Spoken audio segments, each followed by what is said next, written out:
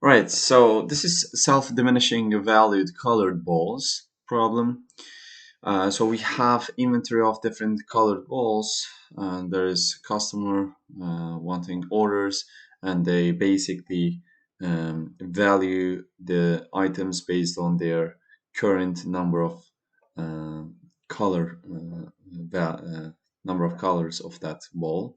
So the number of customer pays here 5 for blue, 2 on yellow. Now it will pay 5 for blue and then 4 for blue and 3, and it goes on like that. And we add up, we have total value in our basket, and we want this to be a maximum. So to make that maximum, I first used heaps, but I got an um, time limit exceed error, and because of that I checked some solutions here, and actually there's a very good explanation about this problem, which is basically um, using like sorting the array like this, and then calculating the with chunks of like rectangles, and then finding uh, their values using mathematical formula. And here I'll be trying to explaining this solution. I couldn't came up with something like this, but like, and also it's pretty hard to code it. So I'll just go over it, explaining it to feel more comfortable about this solution. All right, so we first sorted to obtain this list like this, so that we will get the ith position and ith position 1 difference and how many balls are there, and then we can use a formula from 2 to 13 sum. It is actually this one. Where is it? So you have this. So this is the basic formula. I actually use it here to calculate the values like that, and then when we calculate those values, we multiply it with the width. Where is that?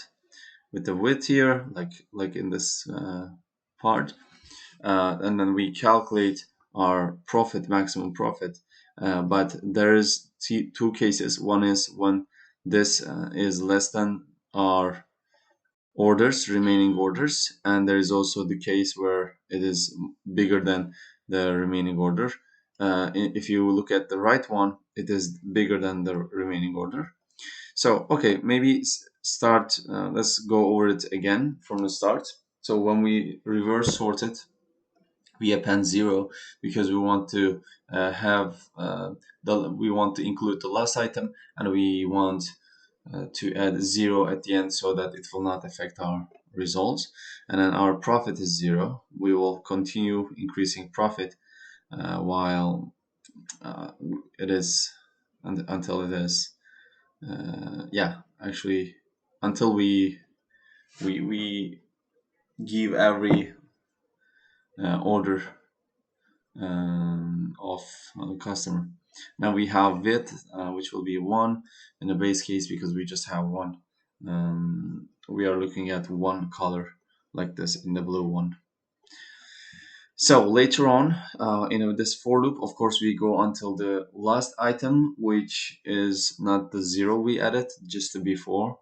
So we go over every item in this, every list of colored balls in this inventory, and then we check if the current one is greater than the next one. So here in the first loop, as you see, there are 6 of blue and 5 of red.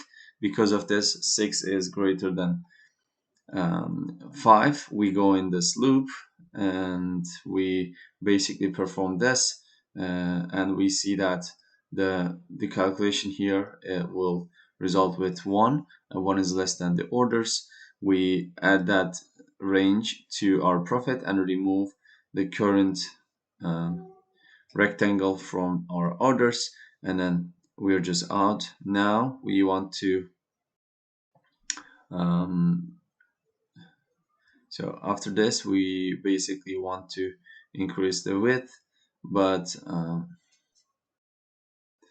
yeah, because when we go down, we made sure that we are on the same level as the next colors, because we removed the extra part like this. In we removed one, now we have with +2, and also it is sorted. So because of that, it naturally happens like that. And then if the next one is also equal to like this, in this case, in the middle case, we just increase the width. We always increase the width no matter what, because we are taking it as the chunks, blocks, like this one on the right.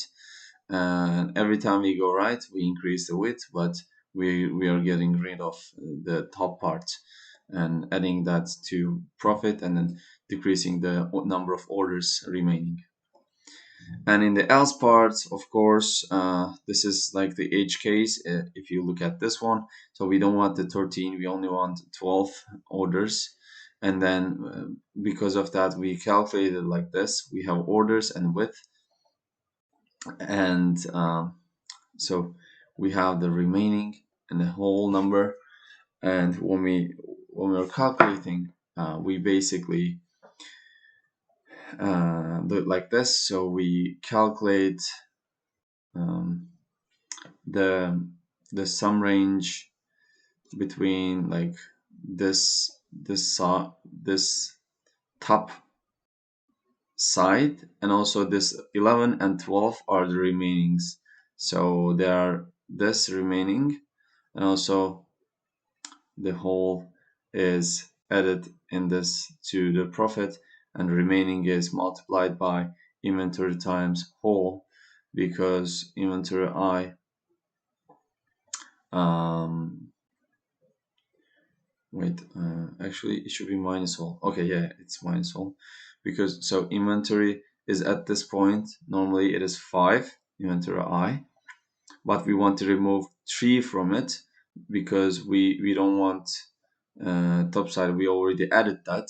So we want to now add 11 and 12 to our result, and for that, this is the required computation. And at the end of this, we will just stop when we reach here. And also, if we can't reach it, we went over it, and this is our profit no matter what. We will come to this even if we don't reach the orders. If we just use every ball, we will get to this point. So yeah, this is a pretty complex problem. uh, Actually, yeah, okay, I don't have I made a mistake there. So um, this is a pretty hard problem with math, um, and it's hard to visualize, but there is also and again a solution similarly, and this is much faster than the other one, I guess. But this is also just n log n, so I think the complexities are same, but because of the constraints, we're getting TLE for my solution. I just wanted to explain this because it's a pretty unique solution to this type of problem, and also it is like good visualization here, and also good problem, I think, but it's pretty unlikely that I will encounter this in an actual interview. All right, so all right, I'm just gonna stop now. So that was it.